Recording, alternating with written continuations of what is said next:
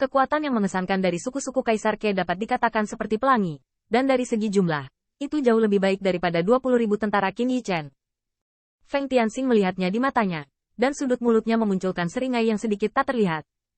Pindahkan tubuh yang didapatnya saat dia kacau. Alasan utama mengapa Qin Yi Chen berakting dalam drama seperti itu adalah Feng Tianxing. Tidak mungkin bagi Qin Yi Chen, yang hanya memiliki hubungan dengan satu pihak, bahkan tidak dapat berbicara tentang persahabatan, dan mengaku sebagai pengasuh, untuk bertarung. Tidak hanya itu, Feng Tianxing sekarang memiliki persahabatan dengan umat manusia, tetapi untuk ras manusia yang tidak dikenal, tidak pantas bertarung di antara puluhan ribu orang yang berkuasa. Tetapi ketika masalah terkait dengan kota Feng Shui, ada 9 angin yang keluar bersamaan, yang berbeda. Kuncinya adalah jika tubuh yang diperolehnya bertemu dengan ras lain, maka itu adalah ras Xiawang. Karena kebencian klan Xiawang dan klan Kaisar Ke, Putri Wenxing tidak tahan, dan bahkan merasa kayu itu bertinta kali ini.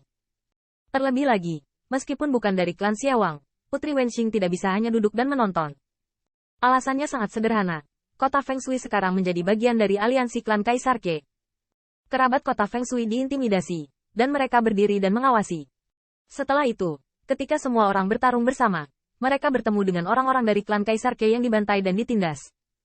Apakah mereka bersedia membiarkan kota Feng Shui berdiri? Secara keseluruhan, wajah tukang reparasi pisau yang tidak simpatik pasti tidak lebih baik dari wajah 20.000 orang kuat di kota Feng Shui.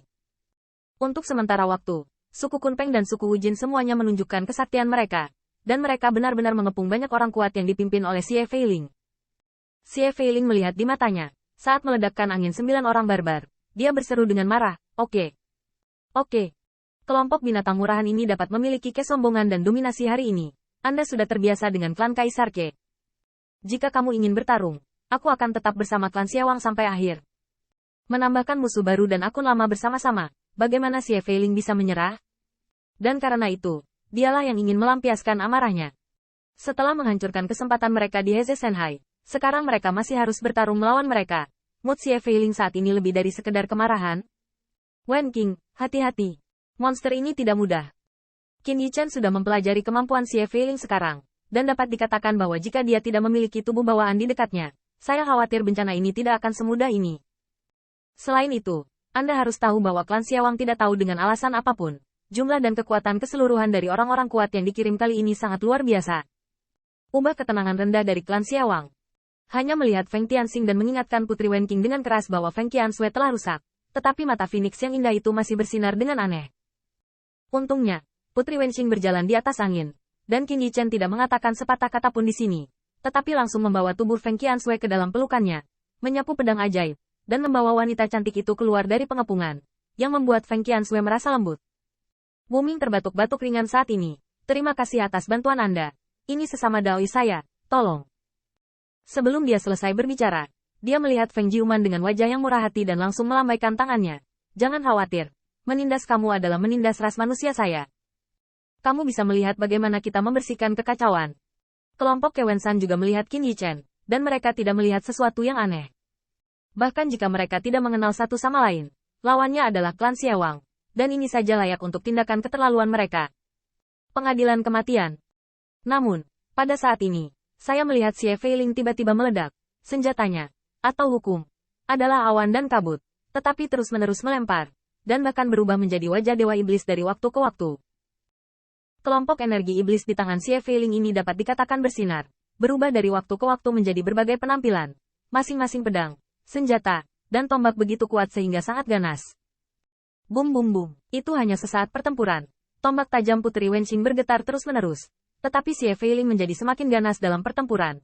"Ke Wenxing, aku ingat ayahmu memberitahumu, hanya mengandalkanmu.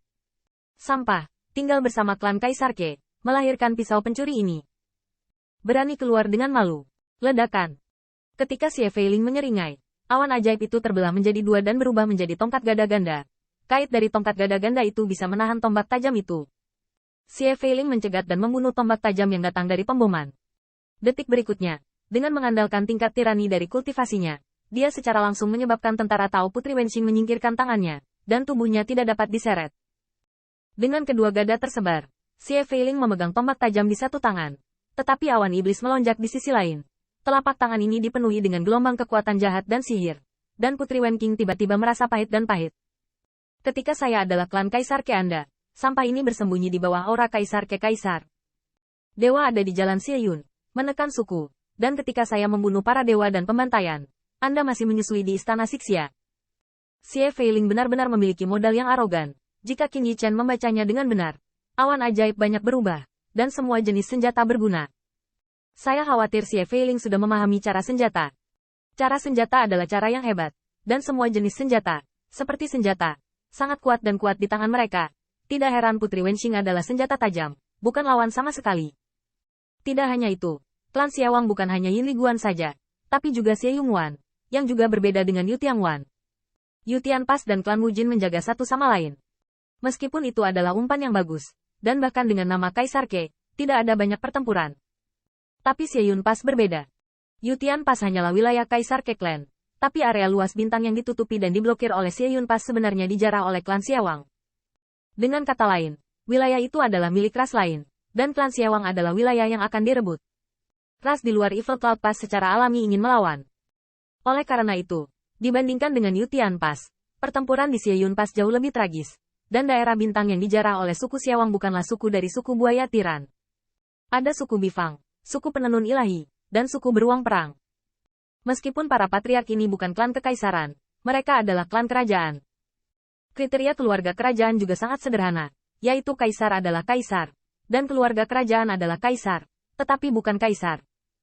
Meskipun dia bukan kaisar surga berkuasa, dan kaisar adalah kekuatan yang sesungguhnya.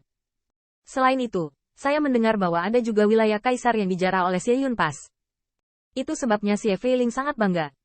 Di antara ras yang ditekan oleh Xie Yongwan, mana yang belum pernah mendengar reputasinya yang menakutkan? Faktanya benar. Xie Feiling mungkin tidak sebagus Qin Yichen dalam hal gengsi dan ketenaran, tetapi Xie Feiling bahkan lebih baik dari Qin Yichen dalam hal reputasi yang garang dan galak. Bagaimana sampah yang bersembunyi di bawah lingkaran halo Kaisar Ke ini bisa dibandingkan? Melihat kehilangan Putri Wenxing, wajah Ke Wensan tiba-tiba berubah dan dia membunuhnya. Tetapi bahkan menghadapi yang terakhir yang juga merupakan wilayah Tao, ekspresi penghinaan Xie Feiling tidak berubah sama sekali. Boom! Aku melihat awan ajaib itu meledak dengan sendirinya. Meskipun tidak menyebabkan pemandangan mengerikan yang menghancurkan bumi, awan itu mampu menembus lapisan pertahanan Gunung Kewen.